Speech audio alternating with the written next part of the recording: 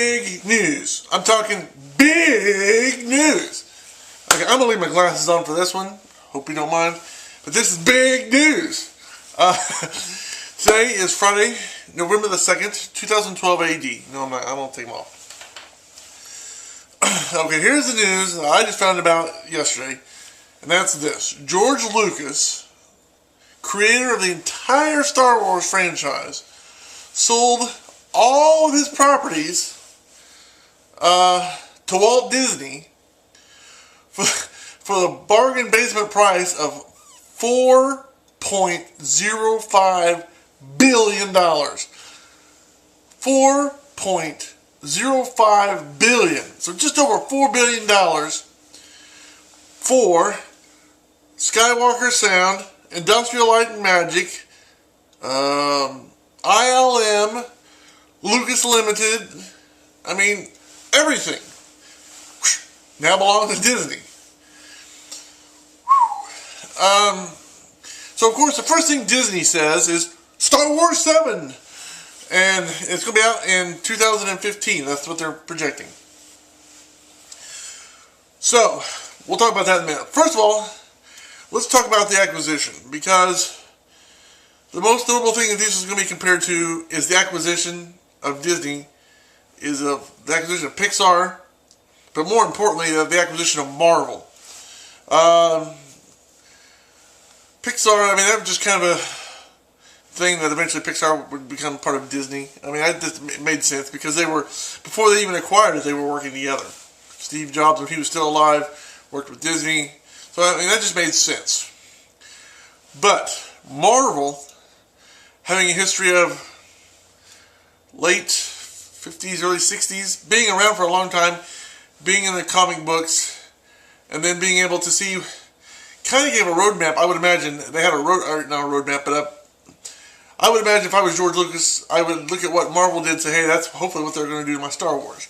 Because here's what they've done since Disney bought Marvel, and a lot of people were upset and scared and afraid, but since they've acquired Marvel, they did the Captain America movie, which was really good. I haven't seen it yet, but the previews look awesome. I've heard a lot of reviews saying it's really good. And of course, they did the Avengers movie. So they got two good movies under their belt, and Iron Man 3 is in production, and the trailer for Iron Man 3 looks really cool. So I'm sure it's probably going to be a kick-butt movie, hopefully.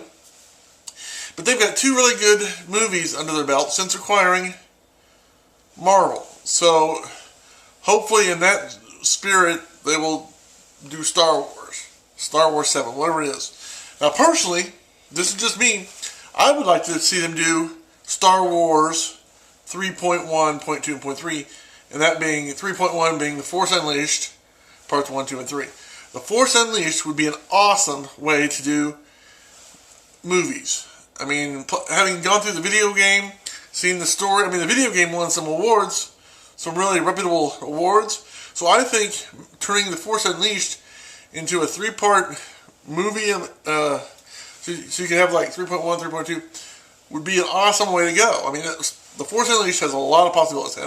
And if Disney, if you're out there, The Force Unleashed, way to go. I mean, it's got everything. It's got the romance, it's got the action, it's got the humor. I mean, it's got the cool stuff. I mean, everything you want in a good Star Wars movie, The Force Unleashed had in the video game. Plus, like I said, plus it had a great story. So, you know, it had serious characters, it had funny characters, it had romance characters. So all the elements were there for a good Star Wars movie. Or it could be a set of movies. So The Force Unleashed, my idea. Next, let's talk Star Wars 7. Which I don't have any idea how they're going to do, what they're going to do. The question is, are they going to be able to get back Mark Hamill, Carrie Fisher, and Harrison Ford? Anthony Daniels would probably jump at the chance to do it. He's still, I don't know. I mean, those 4 or 5 people that are the main characters, would it be about them? Or would it be about their children? And if it is about the children, would they, the main characters from the episode 4, would they have guest appearances, or would they be main characters, or what would be their role, and how could they get the, you know, it's been 30-some years, would they even be willing to do that? A lot of questions still up. However, Star Wars 7 sounds good. Now, there's a lot of people that are happy about this. because George Lucas is out of the picture. There's a lot of people that are happy. Personally, I liked episodes 1, 2, and 3. Okay? Were they as good as the first 3? No, of course not. However, episode 3 was pretty good. Kind of competes on that level. But anyway, there's a lot of people that say it's time to get rid of George Lucas. He's out of there. Some independents, you know, what people are saying about George, he's a great idea comer-upper with her, but actually executing it is not where he's want to be. For example, he came up, he did the first one, then for Empire and Return of the Jedi, he came up with the ideas, but he had other people directing it. And a lot of people say that's why they're so good, is because he came up with the ideas, but then he actually had other people directing it. And that's why they think Empire and Return of the Jedi, I mean, all three of the first 3 are really, really good. Whereas in the prequels, George Lucas did everything. There's a lot of people who didn't like it. They definitely didn't like Jar Jar. They definitely didn't like episode 1. I even saw a video on YouTube where Anthony Daniels, who's doing some teaching somewhere in California, I think it was, at some college or university. Anyway, even when asked about it, he said, "We don't talk about episode 1." There's that. So the idea is with George Lucas out of the picture, some other people coming in, they'll be able to do for the Star Wars what they've done for Marvel. And if that's the case, that's going to be awesome. I still hope they keep going on with Clone Wars. I love that cartoon series. I watch it. I mean, as soon as it's online on the StarWars.com site, I'm watching it. I love it. Of course, it's on Cartoon Network, and I don't have cable, so I have to watch it on the internet. But that's no big deal. So I hope that keeps going because it's really good. Even my brother, who hates the prequels, said he's been watching it, and he really likes it. So he says it's almost getting to the point where he wants to watch the prequels again and see them. So that's a good for the Clone Wars. But I've watched the Clone Wars since the beginning, and I really like him. So, and my brother even likes him. So that's saying something. Anyway, one of the other things we need to talk about is ILM. Disney now has ILM, Industrial Light and Magic. Okay, so Industrial Light and Magic does a lot of special effects for a lot of companies. It's not just Star Wars. They do movie effects for all the major, Paramount, Universal, whoever. They do it for a lot of special effects for a lot of companies. And so this will give Disney an even bigger, you might as well just call it, it's like, first of all, I can't even imagine $4 billion. $4 billion. But this ILM, that's just, wow.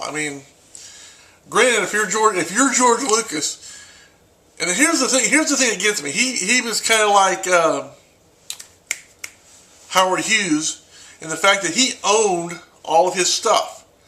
Howard Hughes, before he died, owned all of his stuff, and they told how much he was worth. I don't remember how much he was worth before he died, or when he died. But point is, George Lucas is the same way. He owns all of his stuff. So Skywalker Sound, Industrial Light and Magic, all of this stuff is owned by him. He owns it. So can you imagine a $4 billion paycheck? You're going to retire. You get a 4.05, which I don't understand the point. Probably just enough to say it's over $4 billion, but $4 billion paycheck to retire. First of all, let me say, congratulations, George. If you're out there, George Lucas, congratulations. There are I don't know anybody else who I can say I know of or have even heard of when they retire get a $4 billion check. It just blows my mind. Wow. I'm curious to see what you're going to do with that money. If you're going to make projects or just retire, or your kids get it, or you donate some money to cause. It's going to be curious. I'm going to be curious to see how he spends that money, or if it's made public. Or, it's going to be interesting to see how that money, where that money ends up. But for right now, George Lucas, congratulations, $4 billion, over $4 billion. Trust me, I'm jealous. There's a lot of people that are jealous of that fact. So, like I said, it's going to be curious to see how I mean, in my mind, I've already got these ideas for movies. When George Lucas died, he left his kids $4 billion. How did they break it up? How did they spend it? The tragedy, all that. You know what I'm saying? The A&E specials on how after George Lucas dies, his kids get all this money, and how each one of them spends it. And it's tragic and it's sad. And of course, like I said, you never know how it's going to end up. But I mean, I just got those kind of stories floating in my head. Anyway, so I'm excited. I'm excited to see what Star Wars 7 turns out to be. I know there's a lot of people that are glad he won't be tinkering with more special effects or adding to episodes 1, 2, 3, 4, 5, and 6. No more special editions, or at least that's what everybody's hoping. So there's a lot of hope there. One of the things that a lot of people are hoping is that now that Disney have it, they will release the original versions of the movies, the unedited, special editions, either on DVD or Blu-ray. So that's what a lot of people are hoping. There's even some people that are wanting a Christmas special on DVD. I don't know if that'll happen or not. Could though. It's Disney. Of course, I'm sure, like always, we're going to continue to see a lot of merchandise, which is cool. A lot of Star Wars merchandise. I mean, it's the same way with Marvel and Pixar. It's not like they sold to Disney, all of a sudden you don't see Marvel or Pixar merchandise. You see it everywhere. And I'm sure it's going to be the same with Star Wars. In fact, I'm looking forward to Star Wars Angry Birds. That's something I'm kind of looking forward to seeing. That's going to happen here pretty soon. I'm not sure when the release date on that is, but I'm curious because it'll be like, what, 99 cents or $1.99 for your iPod Touch. So that'd be kind of cool. I mean, I've got the first two Angry Birds, the Angry Birds Rio, so I'm kind of looking forward to Angry Birds Star Wars. I mean, I'm just going to get it just because it's, and then I'll play. I'm sure I'm going to play. Hopefully, probably play it more than I play the original Angry Birds because I didn't play either one of those two games. I mean, I played them both a little bit, obviously, but I'm really looking forward to Star Wars Angry Birds. So I'll definitely probably play that all the way through. So a lot's going on. It's exciting. Let me say again, congratulations to George Lucas on your retirement. Hope all goes well. May the force be with you. That's just the big news and my little input on it. I thought I would give my 10 cents. I know a lot of people are. And this is my 10 cents. So, a lot to look forward to.